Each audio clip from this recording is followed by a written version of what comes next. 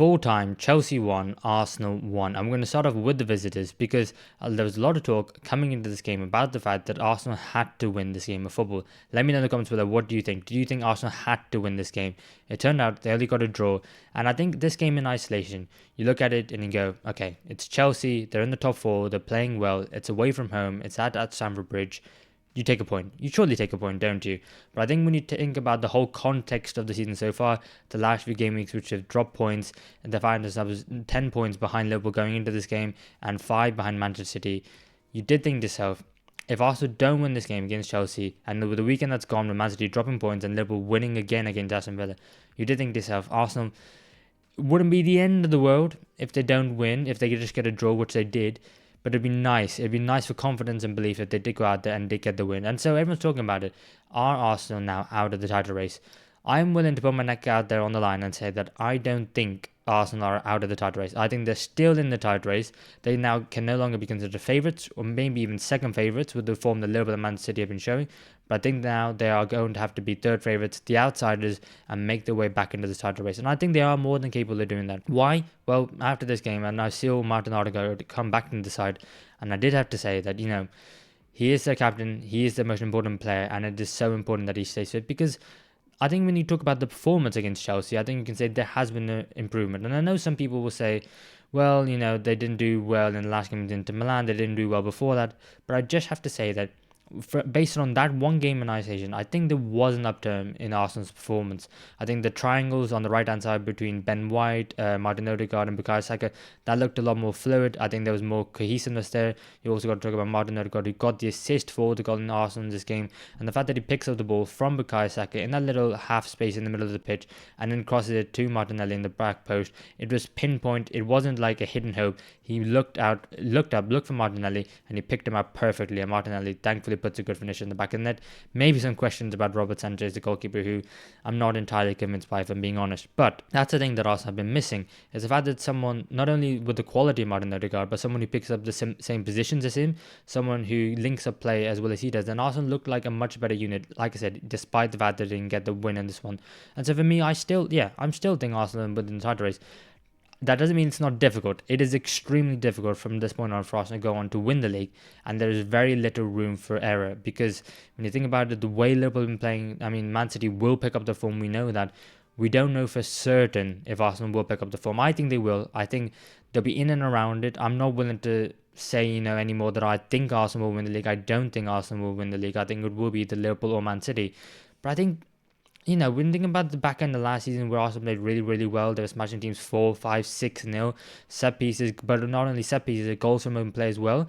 There's no reason why with an upturn in form, Arsenal can't get back to that either.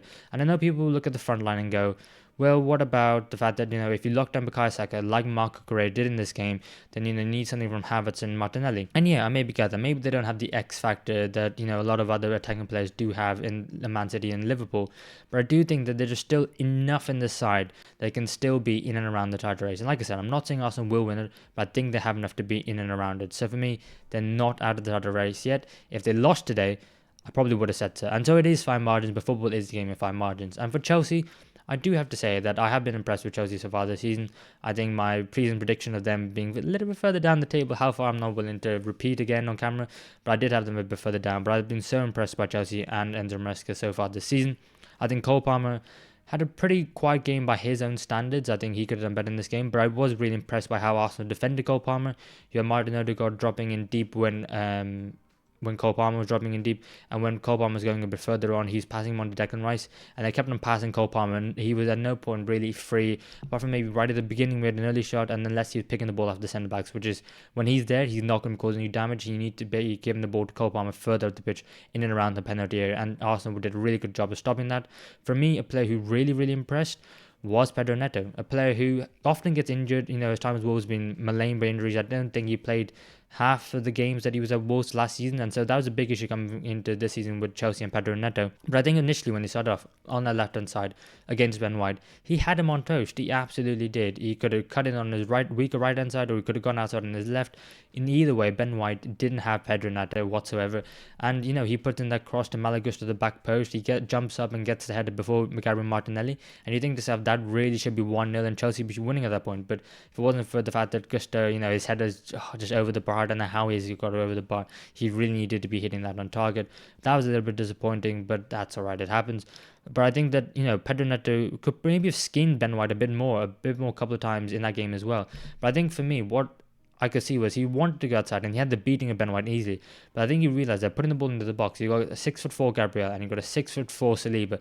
There's no point putting the ball in the back of the net, because unless it's Nicolas Jackson with an amazing amount of movement, which as we have seen he is getting more capable of doing, and the fact that Saliba or Gabriel aren't in that right position, which they normally are in this position. And then if you don't even have that, you've got David Ray, who's an excellent goalkeeper, coming and claiming crosses into the box as well. It needs to be absolutely perfect. And so you thought, there's not really any point, especially when you think about the deep runners, where it's going to be Noni Madueke, it's going to be Cole Palmer or Malagusto, like we said about earlier. None of them really are prolific headers of the ball, so he kept on trying to cut it, go to the byline and try and beat Ben White there, but it didn't really work out. But for me, what was really inspired was when Enzo Maresca decided to move Pedro Neto over to the right-hand side, took Noni Madueke off. He just looked a little bit tired and wasn't getting any change out of Jurgen Timber. And then when Pedro Neto picked up the ball, he looked like he just got a new lease of life. He was picking up the ball, he was driving with the defence, and he ends up getting that goal. A lovely strike from range, keeps it low and hits it hard and gets it past David Ray. And I thought to myself, Chelsea are in the game here. I mean, with the likes of Moises Caicedo and Romeo Lavia doing really, really well in that midfield, being very, very solid. You can see Caicedo with that armband was really up for this game, and it was nice to see a player, who had his injury issues last season, but back in the last season started to perform really well, and now this season he's absolutely hit the ground running. I think that Malagusto going forward was really good, and I think Marc Cucurella, we have to talk about him, a player who was, again, much maligned last season. Now, locked down one of the best right wingers in the league in Bukayo Saka. He had a really quiet game, and Marc Cucurella, I think his tenacity, his work rate, his willingness just to not give up and keep on running, I think it's something that had to be admired, and he has really upturned his form. I think the back end of last season, the Euros especially with Spain as well, arguably being one of the best players, and now at the start of the season, I think he has to be that left back for Chelsea, and maybe you can move Malagusto over to the left when Reece James is fit, but for me, I think it's Malagusto and Marc Cucurella for now. And also, when you think about Nicolas Jackson, I thought he had a pretty decent game running the channels, but he didn't get much change out of Saliba and Gabriel, but that's okay, not many strikers do. But I do think that, he did his dirty work, he did it quite well, won a few free kicks, and I think it's one where, you probably take that from your number 9 who's still learning. But there's still so much positivity for this Chelsea side going forward, and I do think that, they could probably take a point. They'll be happy with this 1 point and go, do you know what, it wasn't our best game, but in the context of the whole season, we didn't expect to be in this top 4 race. Maybe some Chelsea fans did, and if you did, then you're a lot better predicting where Chelsea were going to finish this season than I was. But I think Chelsea will be very happy at this point. Arsenal will be okay with this point, but they will be thinking they probably could have and should have tried to go out there and get the 3 points in this game, because the title race is still very much within their grasp, but it is right on the ends of slipping away from them. But let me know what you guys think in the comments below, and I'll see you in the next one.